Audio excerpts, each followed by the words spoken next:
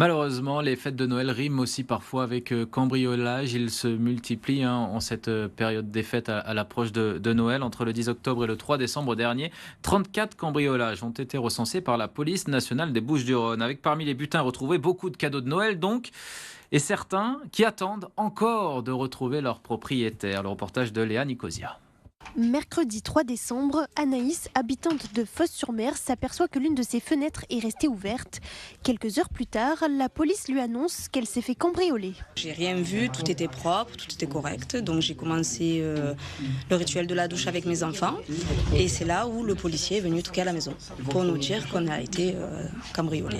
En fait, tout a été refermé, les tiroirs, les armoires. Non, on n'a rien vu du tout. Trottinette électrique, bijoux en or ou encore lunettes de soleil.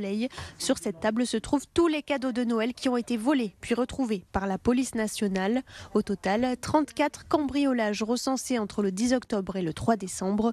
Dans le cas d'Anaïs, 4 personnes ont été prises en flagrant délit. On avait affaire vraiment à une équipe chevronnée. Ils pénétraient à l'intérieur des domiciles en accédant par les baies vitrées, les portes-fenêtres très facilement à l'aide d'un tournevis. Face à ce fort taux de cambriolage, les forces de l'ordre recommandent la vigilance. Ils préconisent quelques conseils auxquels on ne pense pas forcément. C'est que vous avez des bijoux, vous faites des photos, vous avez des numéros de série et des PlayStation. C'est vrai qu'on n'y pense pas, hein. Moi le premier, de relever le numéro de série certainement de notre PlayStation. Mais à un moment, si on vous la dérobe, pour vous la restituer, on va en avoir besoin de tous ces renseignements-là. Donc pensez bien à avoir, puis pour vos assurances. Tous les cadeaux retrouvés par les forces de l'ordre ont été publiés sur leur site internet. Si vous reconnaissez l'un de vos biens, il est possible de prendre rendez-vous avec eux via l'adresse qui s'affiche.